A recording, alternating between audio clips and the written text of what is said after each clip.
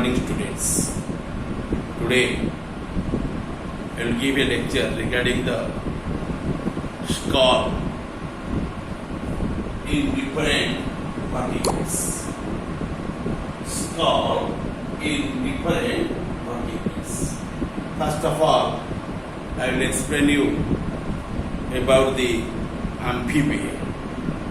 In the last class, I also depicted the skull of three different fish group of animals. Okay? But today I shall explain you about the skull of amphibia to you. You know the endoskeleton or the skeleton which one is present internal part of the body and forms one of the most complex parts of the body also. It provides the attachment to the muscles of the body and gives free mobility to the body, especially to its appendages.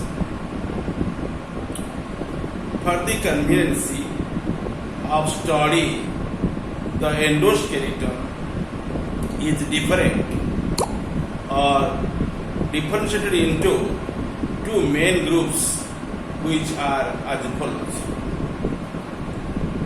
Endoskeleton mainly differentiated as axial skeleton and appendicular skeleton.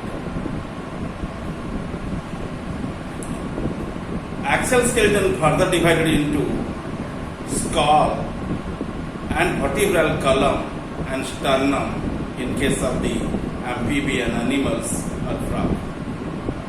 There is no ribs. Axial skeleton can be studied in three heads: skull, vertebral column and sternum. Okay?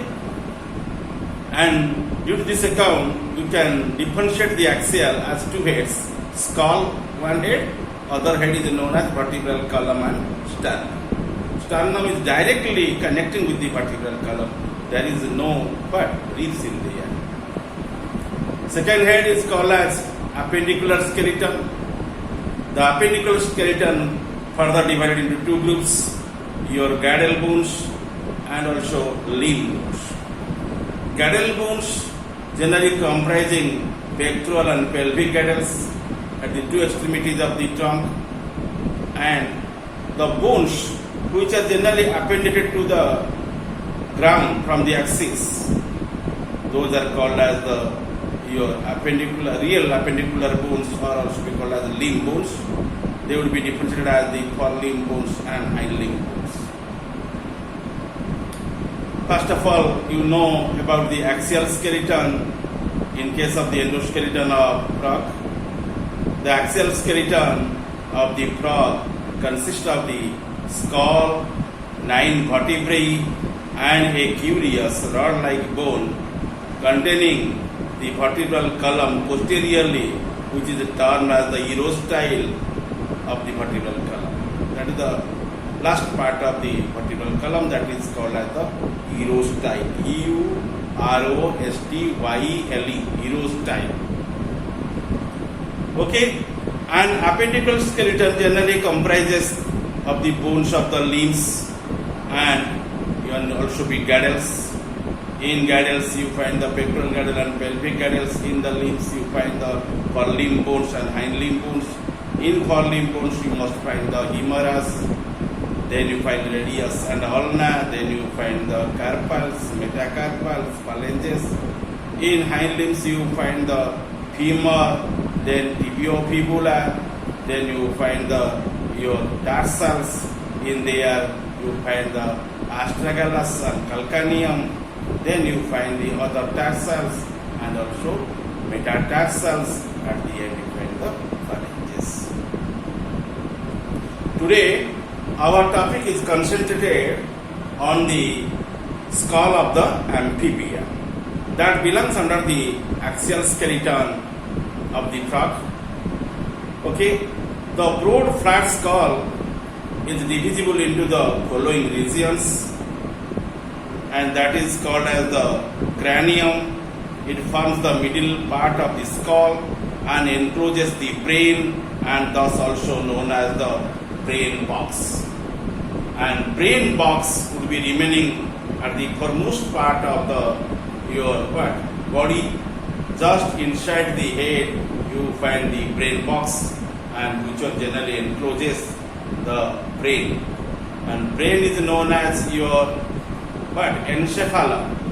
So due to this account, and the head is known as cephalon. Inside the cephalon you find the encephalon. Encephalon means brain. Brain would be lodged within the head or in brain box or skull or cranium. Okay, it is communicates posteriorly with the vertebral column through an apparatus which one is called as foramen magnum. And foramen magnum generally allowed to move the central nervous system from anterior to posterior as the name of the spinal cord. Then in the skull you find the auditory capsule. Auditory capsule, that is also called as otic capsule, OTIC, otic capsule. It bears one pair of bones lying one on either side of the posterior end of the cranium and contains the organ of hearing or columna. Then you find your olfactory capsules, which are referring to the nares or nostrils, or that is the referring to the organ of smell. These are situated just in front of your cranium and encloses the organs of the smell. Okay. Then you find the mouth. In mouth you find the upper jaw and lower jaw. In case of the frog, upper jaw generally formed by the bones of your premaxilla and maxilla, no doubt, and the bones of the upper jaw lying attached with the olfactory capsule in front and with the suspensorium of the posterior end, and that is connecting with it by the one bone that is called as quadrate bone. And the lower jaw, it is a semicircular in appearance and is also fused with your skull by means of the one suspensorium, and generally quadrate bone generally dangles to the lower jaw from the upper jaw. Okay, upper jaw is fixed and lower jaw is movable in case of the frog or amphibian animal. Then lastly, I will explain you about the one apparatus that is also be considered with the axial skeleton, that is called as hyoid apparatus. HYOID, hyoid apparatus.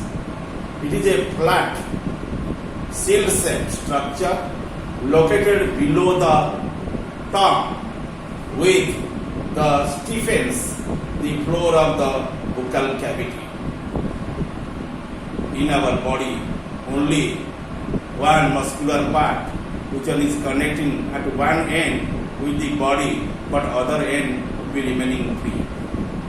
That is nothing, that is your tongue.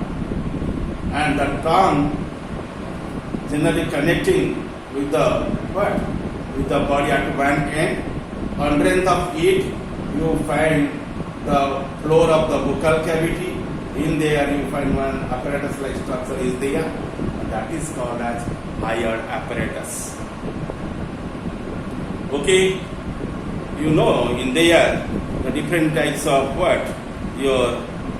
the bones which are remaining within the your skull, and you mark very meticulously the modification in skull of the shift from the water to land, and you may go through the organisms like fishes and amphibia. for this being, you know in here, modification in skull of amphibia over feces or over that feces are it is correlated with the shift from water to land.